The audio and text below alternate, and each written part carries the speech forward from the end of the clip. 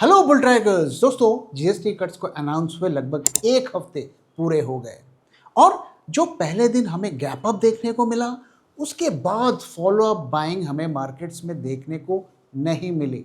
अगर आप पिछले 3 दिनों से देखें तो मार्केट्स का नेट गेन, अगर हम निफ्टी की बात करें तो 50 पॉइंट्स से कम है। तो मार्केट्स उस तरीके से क्यों बिहेव नहीं कर रहे हैं जैसा एक्सपेक्टेड था? क्यों इतना बड़ा चेंज होने के बावजूद मार्केट्स एक्साइटेड नहीं दिख रहे हैं? किस बात का है उन्हें डर? इसके बारे में हम बात करेंगे।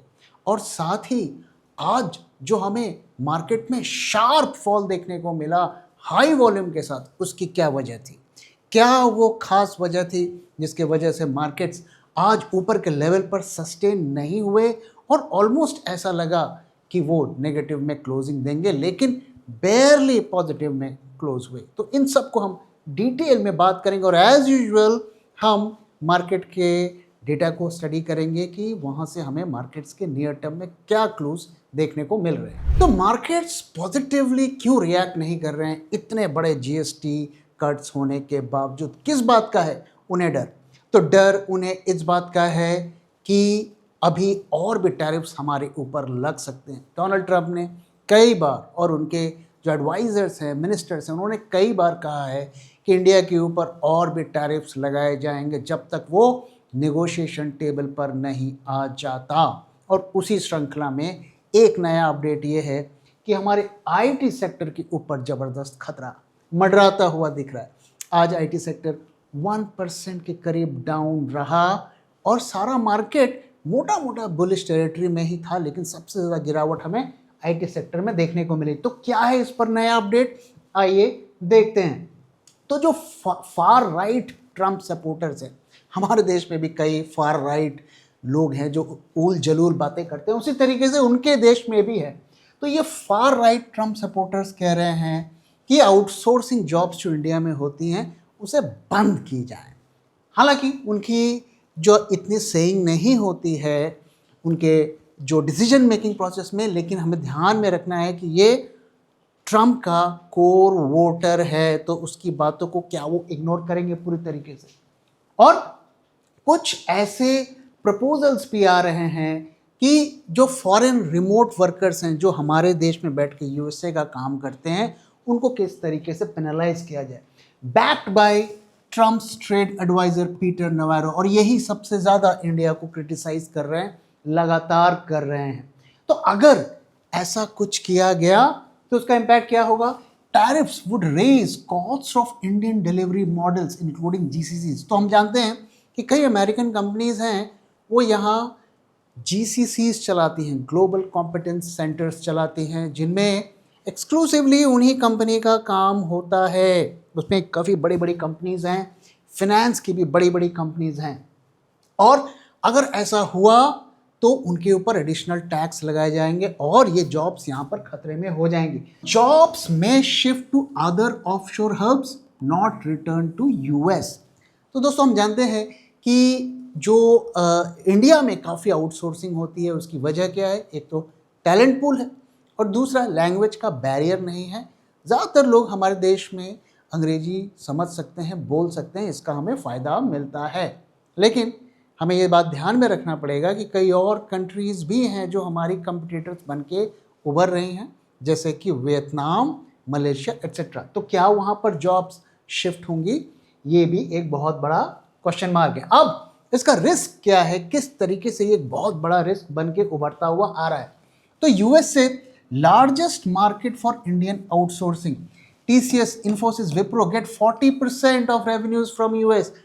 एक डिसीजन इन कंपनीज के फॉर्चून को बिगाड़ सकता है, हमें ये भूलना नहीं चाहिए। इंडियन आईटी सर्विसेज दोस्तों, ये छोटी मोटी बात नहीं है। $282 बिलियन की ये इंडस्ट्री है और आज से 25 साल पहले 2000 के दशक में ये कंपनियां छोटी कंपनियां होती थी, 40-50 इनके एम्प्लॉयज़ हुआ करते थे और उस दौरान ही गवर्नमेंट ने इनको टैक्स ब्रेक दिया, तरह तरीके से मदद की और आज ये इतनी बड़ी कंपनियां बन गई और ये हमारी इकॉनमी का एक बहुत अहम हिस्सा है। तो अगर इनको पनिश किया गया तो हमारी इकॉनमी पर इसका एक बड़ा इम्पैक्ट पड़ने वाला है। साथ ही दोस्तों काफ़ी हमारे जो टेक वर्कर्स हैं वो इंडिया से यूएस से ट्रैवल करते हैं, वहाँ पर टेम्प्रेरी वीज़ाज़ लेकर काम करते हैं। और H1B वीज़ा जो सबसे पॉपुलर वीज़ा है, इसमें अगर देखें तो करीब 4 लाख लोगों ने 2023 में वहाँ ट्रैवल किया था। और ये संकट और भी बड़ा क्यों हमें दिख रहा है, क्योंकि ऑलरेडी इस सेक्टर के ऊपर भारी खतरा मंडरा रहा है यूएस की जो हालत है टैरिफ्स वगैरह को लेकर। तो already IT industry is in low single digit growth for the second year. दूसरा साल है जब हमें वहाँ पर बहुत ही मॉडेस्ट ग्रोथ देखने को मिल रहा है। Thousands of Indian jobs at risk. अब सोचिए, अगर आपने वहाँ पर टैरिफ्स लगा दिए, जो कंपनीज यहाँ पर आउटसोर्स करती हैं, तो उनको कोई नेट बेनिफिट नहीं मिलेगा और इसकी वजह से हमारी जॉब्स यहाँ पर खतरे पे आ जाएंगी। Already Indian IT services company में बड़ा ले ऑफ चल रहा है। अब ये जो सिर्फ सपोर्टर्स, फार राइट सपोर्टर्स की बात नहीं है, एक ऑफिशियल प्रपोजल भी लाया गया है यूएस आउटसोर्सिंग टैक्स बिल, जिसको हायर एक्ट के नाम से कहा जा रहा है। इसमें प्रपोजल क्या है? इसको एक सेनेटर बर्नी मोरेनो ने इंट्रोड्यूस किया है। imposes 25% tax on outsourcing payments by US firms to foreign entities। यानी कि जो यूएसए की कंपनी आउटसोर्सिंग करवाएगी उनके ऊपर 25% का टैक्स लगा दिया जाएगा। अब 25% तो उनका फायदा है, नेट प्रॉफिट होता है आउटसोर्सिंग करने में। तो जब उनको आउटसोर्सिंग से कोई फ़ायदा ही नहीं होगा तो क्यों वो अपने काम को दूर दराज के किसी देश में देंगे? तो ये पूरे आईटी आउटसोर्सिंग के कॉन्सेप्ट को ही एक तरीके से नलीफाई कर देगा। अब इसका impact on IT service company देखिए, तो जैसा कि मैंने कहा, threatens India's cost advantage in tech outsourcing, hits IT service providers and GCCs operating from India. इसमें बड़ी बड़ी जो फाइनेंस की कंपनीज हैं वो भी शामिल हैं। May push US firms to nearshore instead of offshoring to India. तो नियर शोर और ऑफ शोर में डिफरेंस क्या होता है? ऑफ शोर मतलब कि जो दूर दराज की जो कंट्रीज़ हैं, इंडिया, चाइना, वियतनाम, यहाँ पर आप जॉब्स को शिफ्ट करते हैं। नियर शोर्स होते हैं जो यूएस के आसपास के इलाके हैं, जैसे कनाडा, मैक्सिको, और वहाँ पर ओवरलैपिंग टाइम जोन्स भी होते हैं और वो कुछ हद तक जो है यूएसए से सस्ते होते हैं। हालांकि हमसे जो हमारे चाइना, वियतनाम, इंडिया से महंगे होते हैं। तो वहाँ पर भी जॉब्स जाने की उम्मीद है। इंडस्ट्री व्यू क्या है कि would pressure US company margins outsourcing to India, तो उनके मार्जिन्स पर इम्पैक्ट पड़ेगा।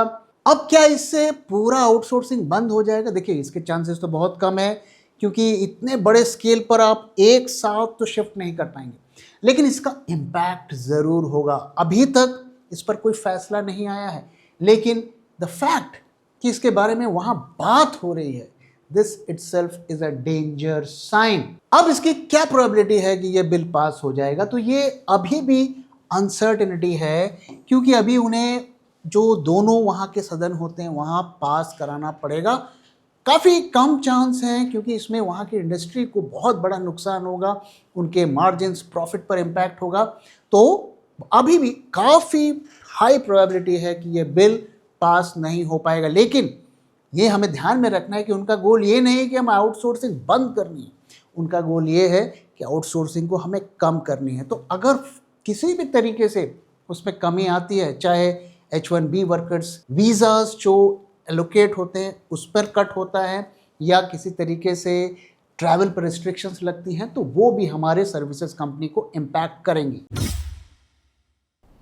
जून 2024 को अगर आप निफ्टी में पैसे लगाते तो आज आपके रिटर्न्स बनते सिर्फ 6.5%, और अगर आप बुल ट्रैक 2024 पोर्टफोलियो में पैसे लगाते तो आज आपको दुगने से भी ज्यादा रिटर्न मिलता। और गौर करने वाली बात यह है कि पिछले दिनों जो मार्केट में हमें ब्लड बाथ देखने को मिला, उस ब्लड बाथ में भी हमारे पोर्टफोलियो ने लगातार पॉजिटिव रिटर्न्स दिखाए। और ये कोई तुक्का नहीं है, क्योंकि ऐसे ही शानदार रिटर्न्स हमने अपने 2021 पोर्टफोलियो में भी अपने सब्सक्राइबर्स को दिए थे। 2021 के पोर्टफोलियो में 21 में से 7 स्टॉक्स ने 100% से भी ज्यादा पीक रिटर्न्स दिए और 15 स्टॉक्स ने 50% से भी ज्यादा रिटर्न्स दिए। और कई स्टॉक्स जैसे कि भेल and Cochin shipyards multi bagger साबित हुए। तो आखिर हम ऐसा कैसे कर पाए? Being a SEBI registered RA, I can tell you, सिर्फ फंडामेंटली स्ट्रॉन्ग स्टॉक को सिलेक्ट करने से ही आपका पोर्टफोलियो ग्रीन में रहेगा, ऐसा जरूरी नहीं। उसके साथ टेक्निकल, क्वांटिटेटिव और डेटा एनालिसिस भी जरूरी होती है। सबसे जरूरी है कि आप स्टॉक को किस प्राइस पर खरीद रहे हैं, और इसीलिए हर स्टॉक को जो हम बुल ट्रैक पोर्टफोलियो में ऐड करते हैं उसे गुजरना पड़ता है bull track in house research के 10 स्ट्रिंजेंट क्राइटेरिया से, ताकि आपको मिले एक शानदार स्टॉक एक शानदार प्राइस में। तो देर किस बात की, आज ही सब्सक्राइब करिए बुल ट्रैक पोर्टफोलियो को हमारी वेबसाइट bulltrack.in को विजिट करके, या स्क्रीन पे दिए हुए नंबर से हमसे कांटेक्ट करिए। Investment in securities market are subject to market risks. Read all the related documents carefully before investing. तो आइए अब बात करते हैं कि क्या किसी तरीके की उम्मीद बची है, क्या हम इस संकट से बच सकते हैं, और ये जो आईटी सेक्टर के ऊपर खतरा मंडरा रहा है क्या हम इससे बच सकते हैं। तो कुछ टाइम पहले मैंने आपके साथ शेयर किया था कि Indian government through Indian embassy USA में कुछ लॉबिंग एफर्ट्स कर रही है। लॉबिंग एक तरीके की दलाली होती है।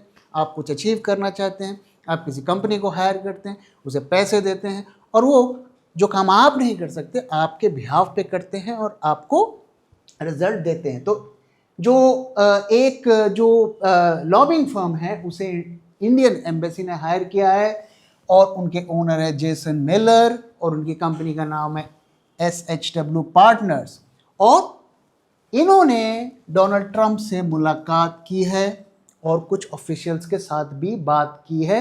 This firm is hired by Indian embassy for $1.8 million annually. इतना पैसा हम दे रहे हैं इस कंपनी को और इस पर्सन को, ताकि हमारे बिहाफ पर वो वहाँ पर डोनाल्ड ट्रंप से बात कर सकें, क्योंकि ट्रंप हमसे बात करने को रेडी नहीं है। अब इसका क्या रिजल्ट आता है नहीं पता, लेकिन अब जो आपको कुछ कुछ डेवलपमेंट्स न्यूज़ में दिख रही होंगी कि ये कहा वो कहा, शायद वो इससे रिलेटेड हो, आई एम नॉट श्योर। ये सब पब्लिक डोमेन पर इंफॉर्मेशन अवेलेबल है, आप खुद भी जाके चेक कर सकते हैं। अब इसका कंटेक्स्ट क्या है, क्यों ऐसा किया जा रहा है कि meeting एमिड strained India US ties, हम जानते हैं कि रिलेशंस कितने खराब हो गए हैं, और हमारे ऊपर 50% का टैरिफ लगा हुआ है, जिसमें 25% रशियन ऑयल इंपोर्ट से रिलेटेड है, और हमने इन एक्शंस को अनफेयर कहा है। अब पर्पस क्या है? Miller didn't disclose official agenda. ये जो मिलर और डोनाल्ड ट्रंप की मीटिंग हुई है, क्यों हुई है ये डिस्क्लोज नहीं किया गया है।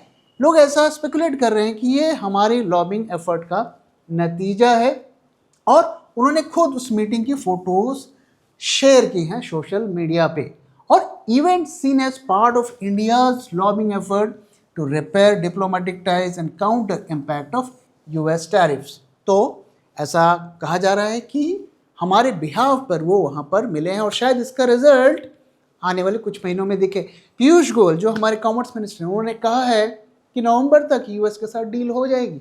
तो क्या ये सब रिलेटेड है मुझे नहीं पता, लेकिन अगर हम एक कोरिलेशन खोजने की कोशिश करें, एक रिलेशन खोजने की कोशिश करें, तो कुछ कुछ हमें यहाँ पर बनता हुआ दिख रहा है। अब आइए दोस्तों बात करते हैं एक और इमर्जिंग रिस्क के बारे में, जिसके बारे में हमने पहले भी बात की है कि जो वाइस प्रेसिडेंट का इलेक्शन है ये किस तरीके से एक बड़ा रिस्क बन सकता है। तो ऐसे तो ये बहुत बोरिंग इलेक्शन होता है, ज़्यादातर लोगों को इसमें इंटरेस्ट नहीं होता है, लेकिन इस बार ये क्यों इतना इंटरेस्टिंग बन गया है? रीज़न ये है कि अगर आप डिफरेंस देखें तो 2024 के इलेक्शंस के बाद रूलिंग जो अलायंस है और जो अपोजिशन अलायंस है उनका गैप काफ़ी कम हो गया है, और कुछ ऐसी खबरें आ रही हैं कि क्रॉस वोटिंग के चांसेस हो गए हैं। जैसे कि हमने कुछ टाइम पहले कॉन्स्टिट्यूशन क्लब के जो इलेक्शन था वहाँ पर भी क्रॉस वोटिंग देखी थी। तो लोग ये स्पेकुलेट कर रहे हैं कि क्या इस बार भी ऐसा होगा। तो आइए कुछ नंबर्स को देखते हैं। आप देख सकते हैं कि जो एनडीए रूलिंग अलायंस है उनकी 422 सीट्स हैं, और इंडिया अलायंस की करीब 333 सीट्स हैं। दोस्तों वाइस प्रेसिडेंट के इलेक्शन में राज्यसभा और लोकसभा के एमपीज ही पार्टिसिपेट करते हैं, तो ये उनका टोटल काउंट है। और जो पार्टीज न्यूट्रल हैं उनके 33 हैं। अगर हम देखें तो ये जो गैप बनता है ये करीब 89 का एडवांटेज है। और अगर इनको, जिन्हें हम न्यूट्रल कैंप मान रहे हैं, अगर इनको भी हम मान लें कि ये इनके साथ मिल जाते हैं तो भी करीब रूलिंग अलायंस को 58 मेंबर्स का एडवांटेज है। अब देखिए यहाँ पे डेवलपमेंट क्या है कि दो पार्टीज बीआरएस एंड बीजेडी ने बोला है कि हम एब्सटेन करेंगे। इसका मतलब वो रूलिंग अलायंस को सपोर्ट नहीं करेंगे। यहाँ पर ज़्यादातर पार्टीज भी मोटा मोटा वही लाइंस पर रहती हैं, कुछ उनके फेवर में है, कुछ इनके फेवर में है। लेकिन एक जो पॉसिबिलिटी जताई जा रही है कि क्या कुछ लोग यहाँ से यहाँ पर क्रॉस वोटिंग करेंगे, ये प्रश्न उठता है। तो इसकी पॉसिबिलिटी कम है, लेकिन हमने देखा कि कॉन्स्टिट्यूशन क्लब में ऐसा हुआ था। तो इसका आउटकम क्या होगा दोस्तों, इसको मैं प्रेडिक्ट नहीं करना चाहता, कोई भी प्रेडिक्ट नहीं कर पाएगा। लेकिन यहाँ पे रिस्क क्या है? रिस्क ये है कि अगर एनडीए जीत जाता है, जिसकी स्ट्रॉन्ग पॉसिबिलिटी है, उनका वाइस प्रेसिडेंट का कैंडिडेट जीत जाता है और जो गैप है, जितना होना चाहिए उतना नहीं होता है, गैप नैरो हो जाता है, तो इसकी स्ट्रॉन्ग पॉसिबिलिटी है कि एक नो कॉन्फिडेंस मोशन भी आ सकता है। ऐसा मैं नहीं कह रहा हूँ, ऐसा कई एनालिस्ट और जर्नलिस्ट कह रहे हैं। और क्या इसी का फियर आज हमें मार्केट में देखा, जो सडन मार्केट में फॉल हमें देखने को मिला? क्या कुछ ऐसी डेवलपमेंट हुई है जिसकी वजह से मार्केट ने इस तरीके से रिएक्ट किया? दोस्तों, कल ही इलेक्शन होना है और कल सिचुएशन क्लियर हो जाएगी। लेकिन ये एक ऐसा रिस्क है जिसको मार्केट्स इग्नोर नहीं करेगा। और क्या इसी वजह से हम देख रहे हैं कि पिछले 3-4 दिनों से मार्केट्स प्रेशर में दिख रहे हैं। अब आइए दोस्तों, आज का डेटा देख लेते हैं कि वो हमें किस तरफ इशारा कर रहा है। तो आज का अगर हम मार्केट डेटा देखें, 8 सितंबर, आज भी निफ्टी ठीक ठाक करीब 100 पॉइंट ऊपर था और फिर हाई के लेवल से ज़बरदस्त हमें फॉल देखने को मिली। 100 पॉइंट से ज़्यादा निफ्टी गिर गया और लगभग फ्लैटिश रहा, तो 32 पॉइंट्स अप रहा है।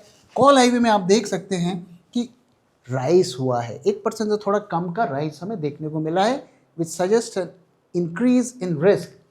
पुट के आईवीज भी देखें तो मोटा मोटा वो सेम लेवल पर हैं।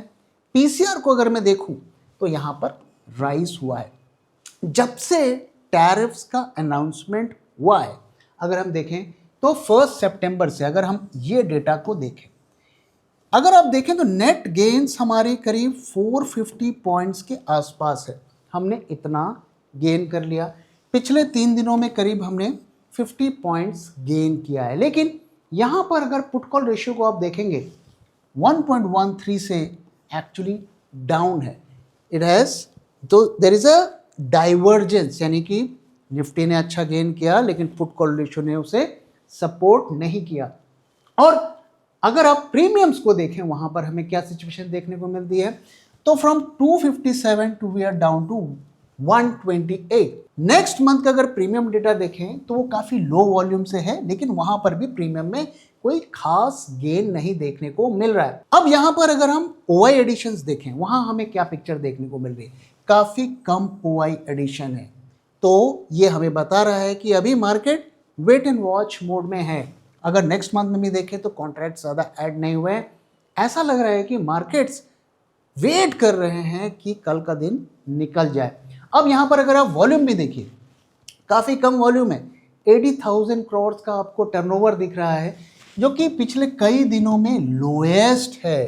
तो किसी तरीके से मार्केट्स बड़े बेट लेने को तैयार नहीं है। Advance decline ratio is looking fine.